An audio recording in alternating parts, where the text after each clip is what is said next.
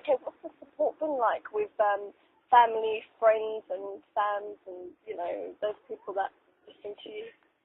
What's it been like? Really good. Yeah. As I said, like James's dad is pretty much like our official band photographer now. Lovely, like, because he comes to all the gigs. Yeah. My folks will come along to the gigs. My little sister, your little sister comes along to the gigs. My family is the international market. Actually, yeah. A bit more. They're all in Cape Town. So. Okay, yeah, that's right. Yeah. It's a big ask. Yeah, really. No, they do. We've got lots of fans in South Africa. In fact, everyone keeps asking when the CD's going to be on the shelves. Yeah, we've got. I mean, like on MySpace and Facebook and stuff like that. We've lots of people kind of following us and sending us nice messages and stuff, which is always good.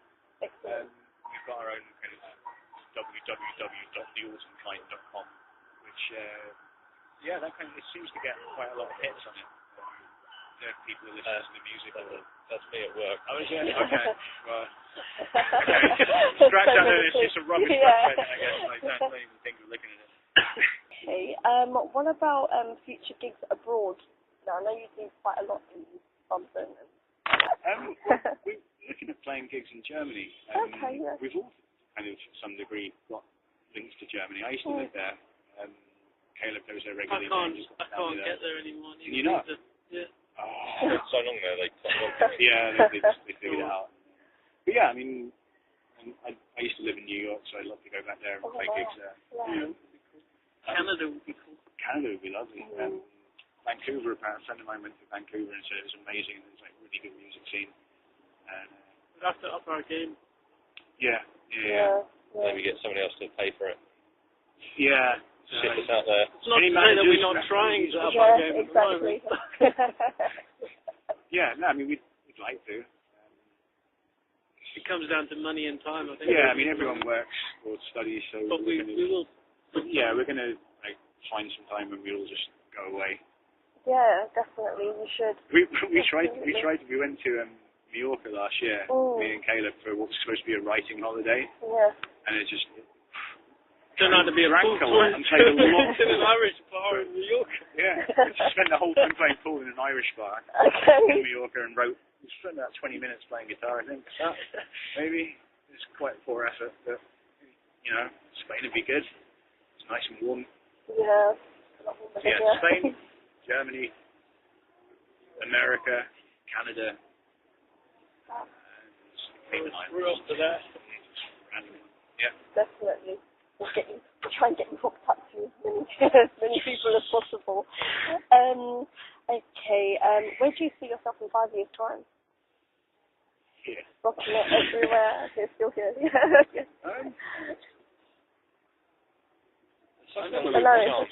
industry. Yeah, we're not the most fashionable band. We know that, like that thing about trends and stuff.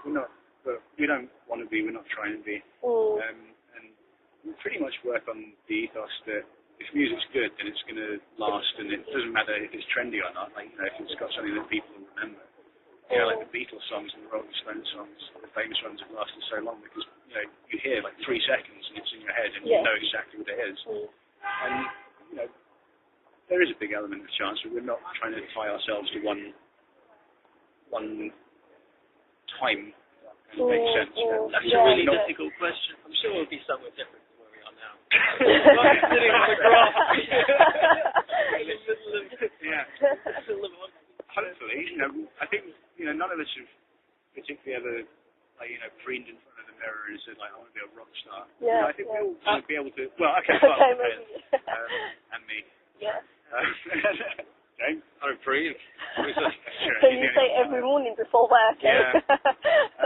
Every kid has screamed in front of the mirror. Okay, I'll take all that now. But we're not trying to be rock stars. I think we all have aspirations to be able to make a nice living from music, and just whatever else comes with that would be great. I mean, for me, must be so much fun, even though the band isn't trendy at all. The guy, what's his name, Lightbody from Snow Patrol. He gives interviews and says I stand on the train and no one recognises me, but I get to just make music all the time, and I'm really lucky that I get loads of money for doing it, and I'm really comfortable and happy with my life. I'd be happy with that. Yeah, I'd say that. I'd take the anonymity quite happily. It just meant that we could all time to do what we want to do, have some money, and make some really good records. Cool. Yeah, no, that's... 5 years, hopefully, that's what we'll be doing. I want to climb Kilimanjaro. Okay. In 5 years, within 5 years.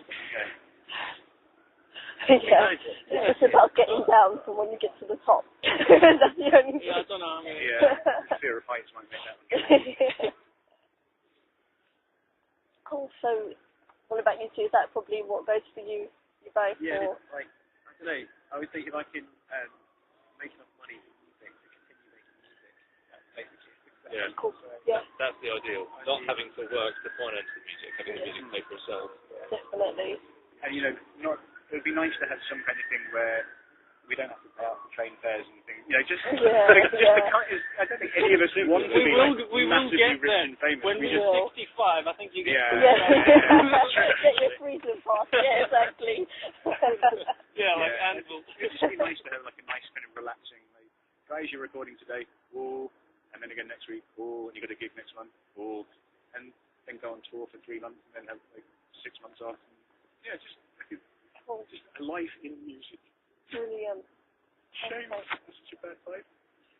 Okay, last question now. What would be your advice to those wanting to start a band?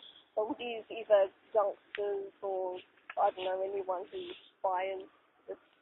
It's really, the internet is a really great way to meet and make lots of contact. Yeah. So finding band members is easier than it used to be, perhaps. But finding the right band members is always going to be really difficult. Okay. We're really lucky in that we're friends as well as band members. So find people you can get on with That helps first. People who are like, obviously you have to get Just find people you can get on with and then stick it out, because you're going to go through some really, really difficult times. We're by no means even a quarter of the way down the road as in terms of where we could be or where any band could be, but it's going to be hard times. You just got to stick it out. If you make it through, and just make sure you focus on the music. Have fun of it. It's another thing I'd say that we're lucky that, as well as being friends, that we all do, is that it does take so much effort. It takes time, and it takes being able to get past frustrations, and just knowing that it is going to be a lot of work, and just keeping in mind what you want to get at the end of it. Because like Simon says, if you're good enough, if you work hard enough, and if you've got the right people doing the right things, then Might not happen overnight. Yeah. But most people who it does happen to overnight, though, they never hear from them again after a few So that's months. the other thing, people can tell when you like your own, when you believe in your own music, you know what I mean? And if you write music that you believe in, eventually, you can get good enough. That's not an issue. If you practice, you can get good enough. I think if you feel it, then it's the thing that I always, the only parallel I can think of is Shakespearean acting. I could never understand whenever I went to the theatre why it always sucked. And I figured out that it's because people saying the lines, they don't really understand it 100%, so they can't convey what they're trying to say. And I think it's the same with music. If you don't feel it, if you don't believe it, then the audience aren't going to either. And if you like what you're doing and you believe in it, it means something to you, and you're not just writing it because you think this chord progression is like really trendy at the moment, then the audience will pick up on that, and they'll forgive anything. Our fans have seen us play some songs where we messed a chord up or forgotten the word. Something goes wrong, but they still love it and they still enjoy it because we're kind of enjoying it and just trying to do something that they'll enjoy and that we enjoy. That's one of the reasons why we're so lucky that our first core of friends and fans is our friends and family. Because they've all felt and shared in the pride that we take in our music. So when we put a record out and say, we made this, we love it, that, it catches on them. They'll feel so guilty they have to play it. No, well, from what I've heard so far, you guys are really good. And I'm liking it as well. So, that kind of rounds up our interview. So, thank you, Mark, Simon, James, and Caleb. Caleb. Sorry, Kane.